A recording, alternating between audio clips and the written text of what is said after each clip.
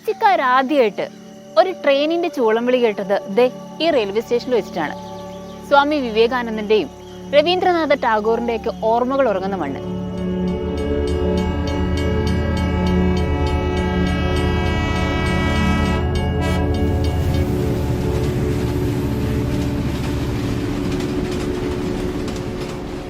വൈക്കം സത്യാഗ്രഹത്തിനായി ഗാന്ധിജി വന്നിറങ്ങിയത് ഈ റെയിൽവേ സ്റ്റേഷനിലാണ്, Kochi old railway station.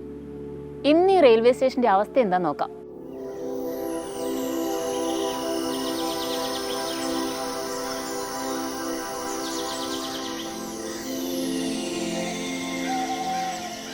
കൊഴിഞ്ഞു വീണ കാലത്തിന്റെ തിരുശേഷിപ്പുകൾ പോലെ കാട്ടുവള്ളി പടർപ്പുകളും കരിയിലക്കൂട്ടങ്ങളും നീക്കിയാൽ ഒരുപക്ഷെ മഹാത്മജിയുടെ കാൽപ്പാടുകൾ കണ്ടേക്കാം. അതിനുമപ്പുറം ചരിത്രത്തിന്റെ അസ്ഥികൂടങ്ങൾ ചികഞ്ഞാൽ ദേശസ്നേഹത്താൽ സ്വന്തം സ്വർണ്ണ കിരീടം പോലും വിറ്റ ഒരു നാടുവാഴിയുടെ ഗാംഭീര്യമാർന്ന മുഖവും കാണാം.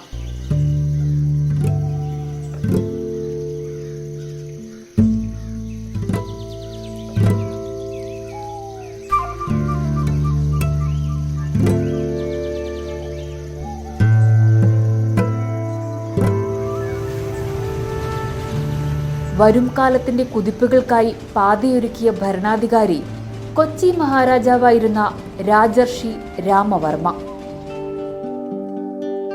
1895 ഭരണമേറ്റ അദ്ദേഹം 1914 വരെയുള്ള കാലത്ത് വിപ്ലവകരമായ പല കാര്യങ്ങൾക്കും തുടക്കം കുറിച്ചിരുന്നു. അതിലൊന്നാണ് കൊച്ചി നഗരത്തിലെ ആദ്യ റെയിൽവേ സ്റ്റേഷൻ.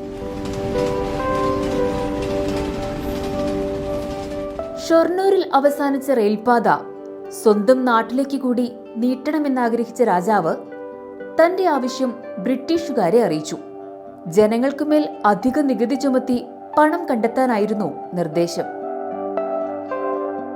ഖജനാവ് ശുഷ്കമായിരുന്ന കാലത്ത് പ്രജകളെ കൂടി വലയ്ക്കാൻ അദ്ദേഹം ആഗ്രഹിച്ചില്ല. പകരം ശ്രീ പൂർണ്ണത്രയീശ ക്ഷേത്രത്തിലെ 14 സ്വർണ്ണ നെറ്റിപ്പട്ടങ്ങൾ വിൽക്കാനായിരുന്നു തീരുമാനം. പക്ഷേ ആ തുക തികഞ്ഞില്ല.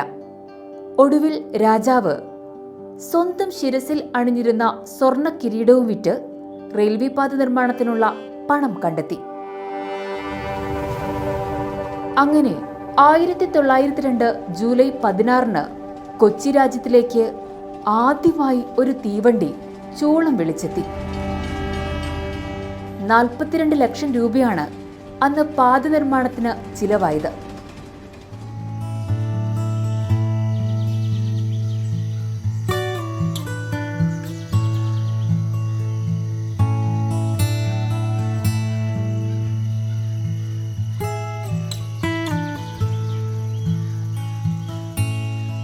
ആയിരത്തി 1929 സൗത്ത് സ്റ്റേഷൻ സ്ഥാപിതമായതോടെ ഓൾഡ് റെയിൽവേ സ്റ്റേഷൻ അവഗണിക്കപ്പെട്ടു തുടങ്ങി.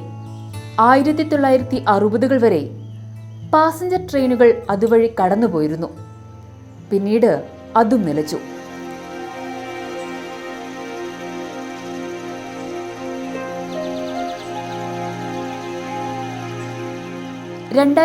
ൽ അന്നത്തെ സർക്കാർ സ്റ്റേഷൻ ഗുഡ്സ് ഷെഡാക്കി മാറ്റി.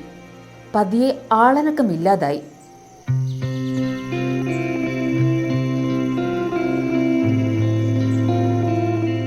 ചെങ്കല്ലിൽ തീർത്ത കെട്ടിടങ്ങൾ ഇടിഞ്ഞിറങ്ങി.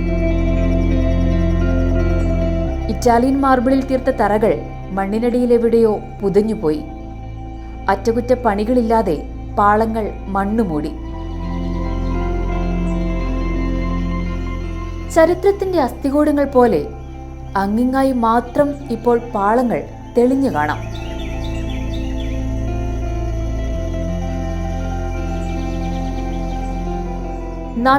ഏക്കറിൽ ചുറ്റുമതിൽ കെട്ടിപ്പൊക്കിയ ഘോരവനമാണ് ഇന്നിവിടം. ഇഴജന്തുക്കളും ഇരുട്ടുമൂടിയ കാടും പൊട്ടിപ്പൊളിഞ്ഞ കെട്ടിടങ്ങളും ഭയാനകമായ അന്തരീക്ഷം.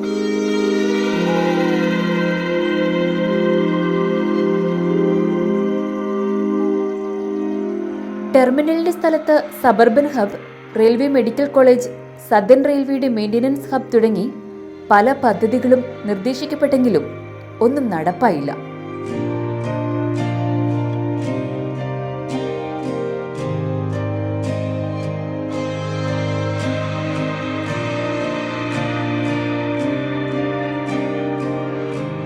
ഓൾഡ് റെയിൽവേ സ്റ്റേഷനെ ന്യൂ റെയിൽവേ സ്റ്റേഷനായി നവീകരിക്കാനുള്ള പദ്ധതികൾ ദക്ഷിണ റെയിൽവേ അംഗീകരിച്ചിരുന്നെങ്കിലും അതും ജലരേഖകൾ പോലെയായി.